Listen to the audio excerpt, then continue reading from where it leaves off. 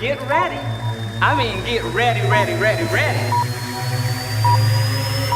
It's time to motivate, inspire, transform. Head toward your future. Reach for the stars. Genesis of change begins from within.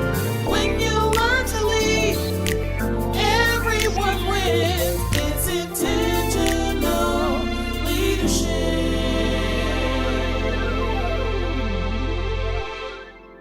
Welcome, Mid-Tees. Welcome back to your Intentional Leadership podcast. I am Dr. Ross F. Williams, Jr., and we are powered by the Academy of Dallas and Bexar County Academy Public Charter Schools. And today we have a phenomenal guest. He is phenomenal because he's a man of achievement. He's my fraternity brother, Dr. Derrick Love. How are you doing, sir? Dr. Ross, I'm good, man. How about yourself, man? Man, I am doing wonderful. Excited to have some in-depth conversations with you about intentional leadership. And also, we're going to talk about your books. Hey, man. Yes, man. I think we have to be intentional in this season. So, and understand our assignment. So great, man. I'm looking forward to the conversation and seeing how the organic conversation flows. Most definitely. So, first and foremost, tell us a little bit about yourself, your current role, capacity, and what do you do? Man, I've been a career educator now, Dr. Ross, for about almost 20 years now, man. Started from the beginning ranks of teaching, So I've been able to be an administrator at all levels, elementary, middle school, and a high school principal. Went from there to chief academic officer, assistant superintendent. And now I am the regional executive director with Pioneer Technology and Arts Academy, where we have 6 campuses here in Texas, 1 in Arizona, 1 in Colorado. Wow. And also 1 in Las Vegas. And so I am busy, man, traveling and working with school leaders and principals and startup schools and stuff like that. So it's been great, man. Good. Look, we have a guest today that has a plethora of experience, so we're going to capitalize on that because this is all about professional development and learning from those experts in the fields. So we're going to dive deep into it. So talk to me about intentional leadership. What does it mean to you to be intentional as a leader? Man, to be intentional means to be transparent, vulnerable, knowledgeable. It requires that you have a level of strategic intentions. And in that, as you lead, you're leading with a level of servitude as well to ensure the success of the organization and or the school, right? So I'm very strategic in how I move. And I do surround myself in a collaborative atmosphere so that we produce the best, because when you have a vision and buy into that vision, then the vision soars. And so we want to be very intentional in how we move, as you state, the rocks, right, in your book. And so we want to make sure that we're very intentional how we're moving and very intentional about what that looks like. Because you represent your brand. Whatever your brand is in leadership, you represent the brand, man. And so you want always the brand of and who you represent and what you represent to be intentional. So talk to me about, what was really key for me was you said servitude. Yes. And I believe to be an intentional leader, you have to be a servant leader. Yes. So talk to me or give me a scenario whereas you have been a servant leader. What, servant leadership, what do you identify that as? What is servant leadership? Hey, servant leadership means that as an example is what I always tell my leaders in working with principals and working with, district admin and that I supervise. In order for us to be intentional in servitude, we must serve first, right? And so in that regard, if my principals or the janitor needs something, then it's my obligation to provide that for him and or her. Whatever that is, resources, whatever that's instructional knowledge, whether that is assistance. So if I got to mop, Dr. Ross, I'm a mop, yes, right? Sir. Yes, if sir. If I got to clean the toilet, that means I'm going to clean the toilet. Servitude. Because we're right here walking alongside each other, right? And you need to see that I'm just willing to serve as just well as I'm willing to instruct, Right, right? right. And when you see the heart of a man, then you can begin to walk together, right, in unison. And so then it becomes like, hey, he's not someone, or she is not just someone who's giving me this theoretical and practical application of what I do, but they're willing to roll up their sleeves and get into the dirt with me as Yes. well, too. And people nowadays need a leader that's willing to roll up their sleeves, get dirty, and begin to walk together and to accomplish the vision and being intentional and strategic about it. Absolutely, absolutely. You also talked about collaboration, team collaboration and working as a team. How do you establish a culture centered around collaboration? Talk to me about that. Well, as you and I both know, as leaders, it's not always easy to build a community of practice, of collaboration and feedback. That's something that you really have to cultivate truly in the sense of so that people feel like they can be transparent and be vulnerable at the same time. Now, you know, vulnerability and transparency among educators is sometimes a little hard. Most definitely, right. Very hard. You know Very what I'm saying? challenging, yes. Very challenging. But what I would say is you begin the process of having that level of trust. And you got to build trust and transparency, right? And so in order for me to be vulnerable enough to be willing to listen, I have to be able to trust you. So building, first and foremost, is a strong atmosphere and collaboration of trust, right? Because in trust, then I can be vulnerable. In trust, you're willing to open up to hear what I have to say. Otherwise, you're going to be shut off and or distanced and then reserved to where you won't talk. So one is building a strong culture or a collaborative climate of trust, right? And as you build on trust, then you go to the collaboration stage. And this is where people get to the community of practice where we're sharing ideas, we're sharing best practices, we're moving together to achieve the dream, to achieve the vision or the mission of the organization and or campus. And so I believe in order for us to do that, first we have to have trust, to build upon that, and then nurture that collaboration. And so you, the leader, don't have to feel like you're the smartest one in the room, right? Absolutely. That when you center yourself around a team of people who are smarter than you, then that's how it moves. That part right there. That's how it moves, because then they're able to give to the conversation. And then I think the leader must have a level of not prideful, and not egotistical, right? And the leader must have that level of vulnerability as well, too, so that he or she can listen and be able to digest what everybody's saying, right? Because a good leader is going to take what everybody's saying, right? Your part, that part, and then we collectively create something that's magical. And I believe as the leader, you have to be willing to let go of self, be the servitude in that piece to be able to move the vision forward. That servitude again. Did you all hear that, mentees? To be an intentional leader, you need to be a servant leader. And in my book, we talk about being a good person. Absolutely. As a part of servant leadership, you have to be a good person. So let's talk. Let's drill even more about transparency. You mentioned the word transparent, and you know what? It's quite a buzzword in all organizations. And one thing I want to express: we are not just focused around education, because intentional leadership is good leadership or best practices in every organization. But we definitely, as educators, that is where our toolkit is filled with resources. Talk to me about transparency.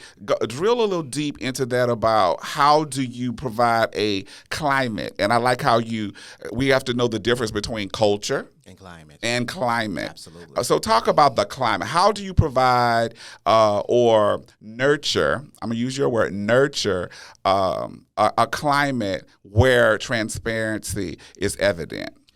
Man, let me think about a situation, a scenario that happened last week at work. And so we had a scenario, kind of happened last week at work, whereas there was a situation happening on one of the campuses. And I think I had made a decision to move forward in something. And on the decision-making process, I think it was a student issue, when they come up for a grievance hearing, and I'm that hearing officer that hears that grievance hearing, and then, but I had neglected to kind of really get the in-depth feedback from the principal. So when I rendered a decision, right, without getting all the information, so that had a strong impact on the building principal. But in that level of transparency, Dr. Ross, I got to be willing to admit that I was wrong. Right? That's good. I got to be willing to say, you know what, hold up, let me apologize, because I did not get all of everybody's perspective in that. And I rendered a decision, and then I'm seeing how this decision is impacting you. But in order for us to be able to move forward again, Ross, because the person, if I don't say, you know what, I'm sorry, I apologize, Right. the person will always remain stuck right there. And so then I have dismantled the level of trust that I've already established, Right. based upon that one scenario or situation. So I think in order to build that level of trust, the leader himself or herself must be willing to admit fault. You're not going to do everything correctly. You're not going to have everything done correctly. But even in those situations, being able to be the bigger person and say, you know what, I'm sorry for that. I realize how, like I said, it's impacting you. And so therefore, let's strategically plan like next time, so I know how to be very intentional next time as a leader in being able to make sure that, hey, Dr. Love, make sure you got this point, you got that perspective before you render a decision. And I think that's how we build trust. That's how we lead in transparency, because now that leader knows that, you know what, they make mistakes too. They not as flawless Right. as it appears. Right. And I think when we come to that level of transparency and vulnerability, I truly believe that that's when true collaboration continues. I truly believe that that's where we can operate as one, because you know that I'm willing myself as a leader to say, you know what, I'm sorry. I echo that with all the depths of my soul, whereas it's okay to say I'm wrong or to apologize. And I do feel as though those individuals that you supervise respect you more for that. Because first of all, we are human. Absolutely. And we make mistakes. Absolutely. And we should be willing. We're modeling the expectation too. Absolutely. So we're sharing with them, hey, if I can see that I have made a mistake and I can apologize for that, it's okay for you to do the same thing. Absolutely. So that's providing that climate of transparency. Wonderful. How does that trickle down to your scholars? We try to to really impart into our scholars that level of agency and voice, and to be able to articulate that. And we try to impart into them that level of transparency, that level of vulnerability is necessary in our climate today. With COVID-19 and students coming back to in-person instruction, to the behaviors that are being displayed every day, how do we create that culture and climate within our scholars to be vulnerable? Because there is a release in that, right? Right. So how do we provide effective social-emotional learning opportunities? How do we provide them the necessary means to be able to articulate and to express themselves? And I believe that how we're doing that through our restorative practices, how we're doing it through our various initiatives, allows our scholars to be able to be at a level of transparency, so that we all can grow and learn from our own experiences. Absolutely. Having them to think the process through and how they could respond differently based upon their actions initially that caused them to, to be problematic. So that's really, really, really good. Right. So, we want to make it simple, want to make it plain and crystal clear. I want you to talk to me about your definition. What do you define as a leader?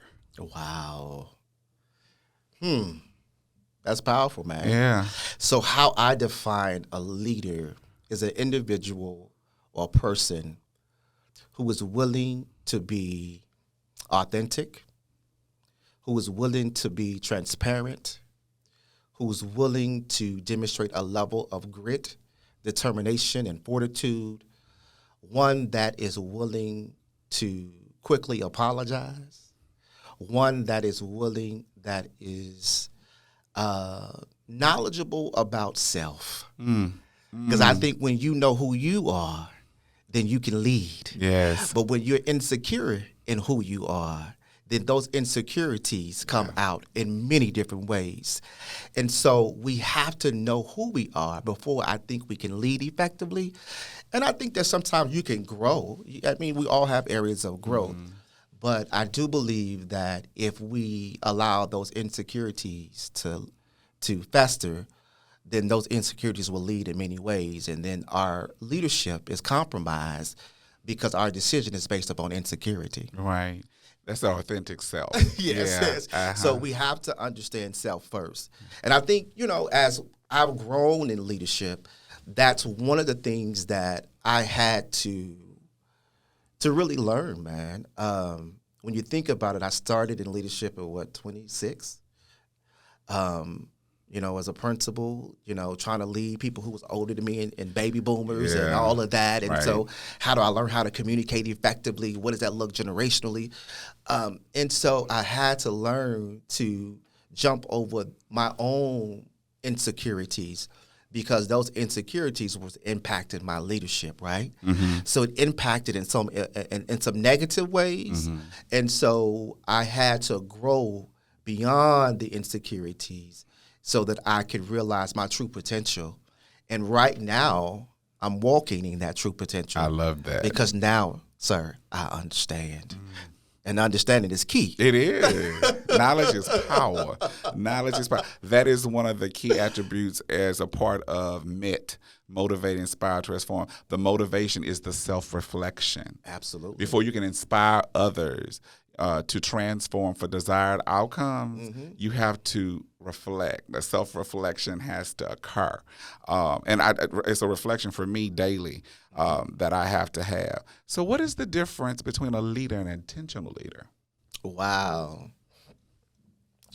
That is a good question. I think one of the things about that is that an intentional leader, I think it's very, to simply explain, is strategic in nature, right? So I am not like it's always got to be calculated because I think it could be organic as well too, right? But I'm very reflective. I'm a reflective practitioner in intentionality. I want to make sure that in my intentional leadership that I am embracing everyone.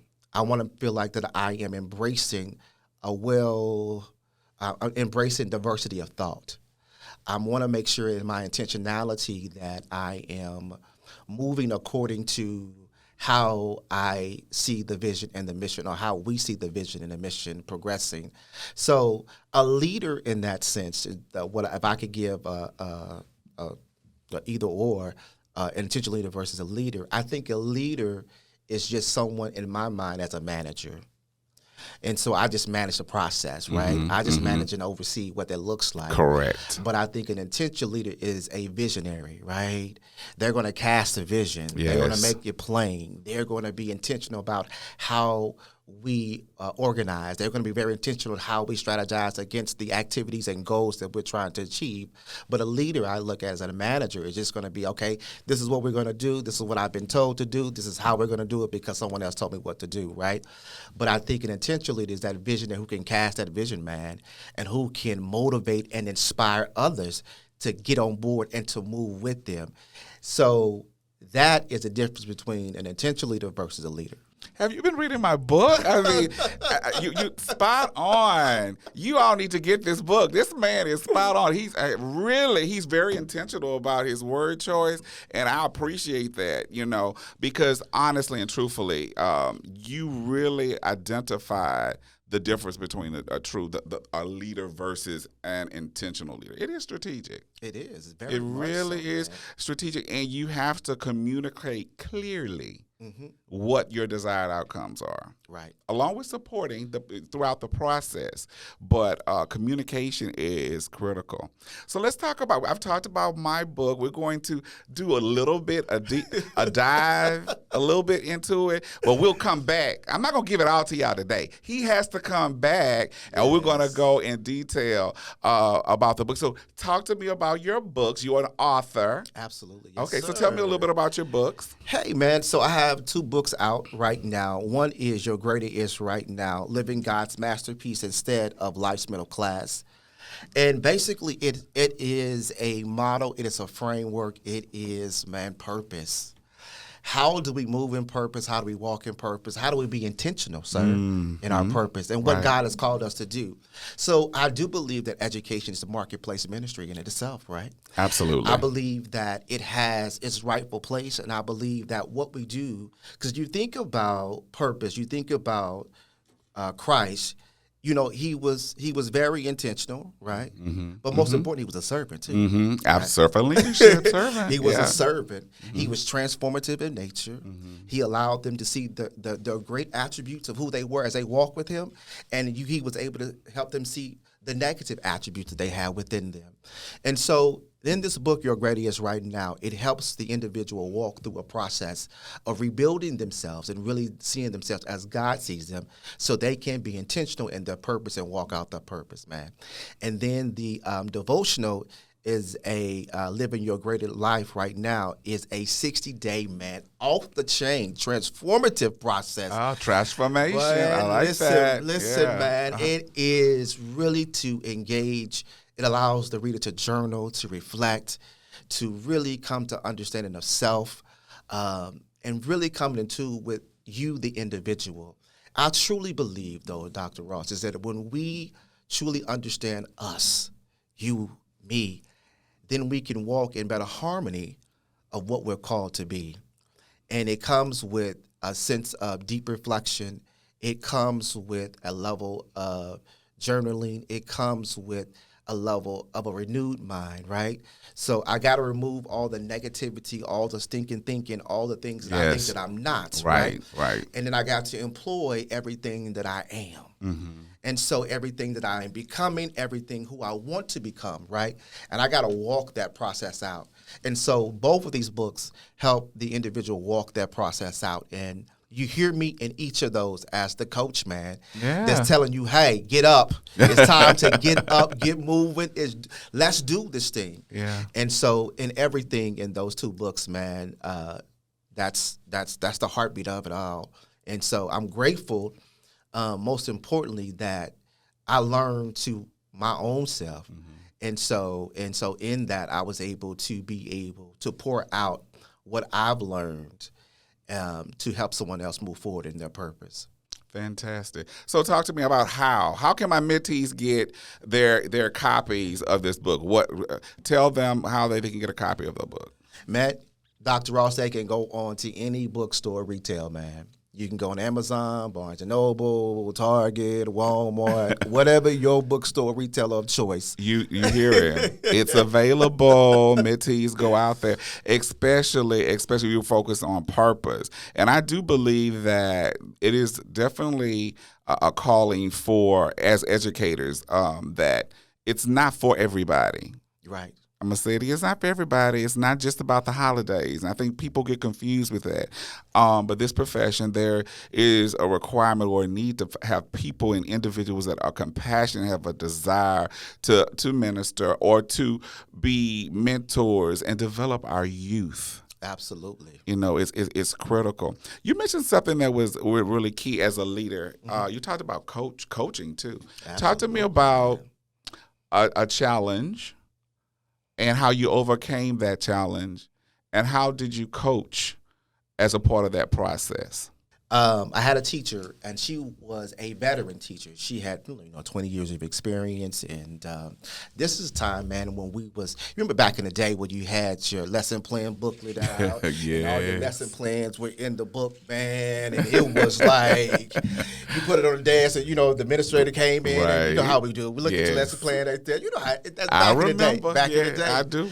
So I remember that year we were moving from the lesson plans written in the lesson plan book to doing it now on the computer, right? Online, right? And I remember, man, she gave me the absolute blues, brother. She was like, "Why we doing that? What is that for? You see my lesson plans right here? Well, what's going on with that? Like, why we can't So I'm saying, but we're all migrating to this new phase of life. Right. This new phase of now doing it online. This new phase of now putting it into a template that was done via the computer. And so I had to, in the moment, and being intentional. This is where I think intentionality comes in, because sometimes you don't have to combat and fight, right? All you have to do is then begin to model the expectation. And when you model the expectation, then people will conform. So what I did was I said, hey, okay, so how about we just start incrementally, right? So now everybody else has pressed on forward. But as a leader, I can't get upset and mad because I have one that's kind of giving me the blues and saying I don't want to. But I still have to be able to coach, motivate, and inspire the person to move forward, right? Right. And so we went through the whole coaching kind of process and cycle, like, let's start incrementally. This is what we're going to do day one. But the most important thing was, man, I had to recognize that her fear wasn't about the lesson plans. Her fear was truly about migrating from what she knew for the past 20 years to now change to something different. So if I'm, and as she was migrating from hands to now doing everything on a computer, hey, man, she's a baby boomer now, but she was like, man. So I had to recognize where her hang-up was, where she was stuck at. And not try to, beat her down because she was stuck there, but how can I intentionally move her to what I want to? And so we worked through a process of coaching and going through the incremental pieces about that. And then by the end, she was able to then, through that coaching piecing, through that mentoring piecing, and then she finally achieved the goal to where then she was then submitting the actual lesson plans online on the platform. But Ross, had I been dogmatic, had I been non-intentional, had I been the leader who didn't really care about what you really wanted to do, you're going to do what I told you to do and this be going and move forward, I would have lost someone. And that's my job as the leader, is to catch, right? Even the small things. And I remember I was working for Grand Canyon University about 5 years later, and I had a teacher that I was mentoring from Grand Canyon University. And I went into a building, a Fort Worth IC campus elementary, and I walked down the hallway, and she was like, Dr. Love. I was like, hey, I hadn't seen her like in 5 to 6 years, Ross. And she said, you know what? I really want to thank you for working with me. Wow. You know how I was so resistant. But what that helped me to do was you helped me for my next assignment. Because when I went into my next assignment, Dr. Love, they was requiring that I did it online. And so you helped me move from one mindset to another, and I really do appreciate it. I couldn't see it then, but now I see it. Right. Fantastic. That is very inspiring. Mentorship and having the compassion and the willingness to support, and sometimes it takes time. It does. And to cultivate that talent or that new particular skill. And as leaders and being intentional leaders, we have to take that time. We do. Man. We really do. We have to take the time. What advice would you have for a new leader? The advice I would give to a new leader is, man, remain humble. Remain intentional. Be strong and courageous. Know who you are. And walk in your purpose. And so as a new leader, know that there's going to be challenges, there's going to be opposition, there's going to be obstacles, there's going to be confusion, there's going to be chaos. Keep it real. There is going to be indifferences. Yes. But the true testament of who you are is how you work through them. How you navigate the water is how you're going to end. And if you approach it with a dogmatic, uncompromising, you approach it with my way or the highway, you'll lose them every single time. But if you approach them with the intentionality of leading them, guiding them, mentoring them, coaching them, then you will see the reward in the end. And everything that you aspire to achieve, you'll receive. And so I truly believe that as you navigate the waters, remember to remain humbled in the process. Remember to be transparent in the process and surround yourself with good people. Surround yourself with a collaborative team and surround yourself with just being you. And so that's what I would tell a new leader. We normally wrap up with 3 questions. Okay. And I'm going to, and it's not a rapid round, so you can take your time in thinking these through. But I want you all, mentees, listen, there were some nuggets. If you're a new leader and you heard Dr. Love, I hope you have a pen and some paper and you wrote those things down because he is spot on. Question number 1. Yes. What motivates you? What motivates me is my sense of purpose. What motivates me is family, community. What motivates me is seeing other people successful. And when I am able to see the success in other people, that is inspirational. And that allows me to walk divinely in my intentional purpose. And so those things move me in ways, man, than ever. I remember just getting a text the other day from one of my leaders, and she said, "You know what? Every time that I'm around you, I learn something new." And when I read that, Dr. Ross, then I said, "That's what keeps me going. That's what keeps me moving, because I want to see people live in purpose, walk in purpose, and successful at the same time." And so that's what inspires me. That's what motivates me. That's what gets me up in the morning. That's what drives my conviction. Second question, you kind of answered it in that particular answer, but I'm going to ask it anyway. You may want to add to it. How have you inspired others? I would say I've inspired others by walking in humility, walking in transparency, and being reflective, being a good listener. Listen more than sometimes it's great just to listen more than you talk. Being able to walk with them in that process. So, yeah. Last question. How, as an intentional leader, have you inspired transformation? I think I've inspired transformation in many different ways.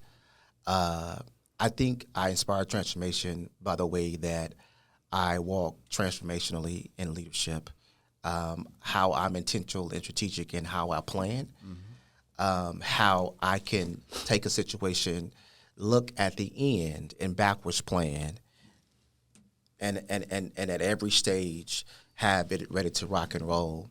I think I'm transformational in looking at people and bringing out the best in people, taking their gifting, which maybe they thought was hidden, it wasn't there, they didn't see it, and extracting that out of them so that they can walk and live in their self and purpose. And I think that's the number one how I've been able to be transformative and intentional, is by recognizing the talent in others and being able to extract that out of them so they can then demonstrate that effectively to move in their purpose. To develop that gifting that's within. That's good. That's good. We're gonna pin that. Yes. Yeah. Identifying those talents within your leadership team and cultivating that particular talent. Because everybody got a role there, right? Absolutely. And I think sometimes we miss out on somebody's talent because we're so busy on the objective, right?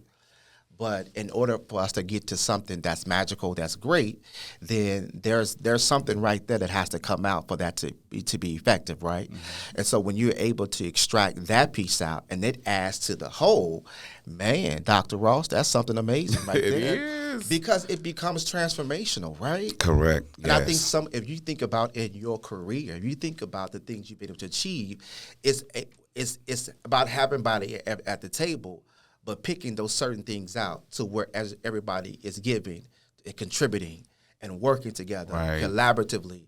And then that's when you achieve that level of success.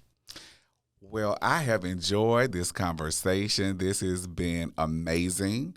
I had no doubt that we would get some nuggets that we could take away. Midtees, write the information down, rewind this tape, this broadcast, because it was a lot of knowledge that was important. I thank you for participating today, and we look forward to having more dialogue about the books in the future. Yes, you are welcome to come by anytime. We have a panel conversations that come up often, and we would love to have you to come back and join us for that. But Midtees, always remember, the genesis of a change, it begins from within. Again, the genesis of change begins from within. Thank you and have a great day.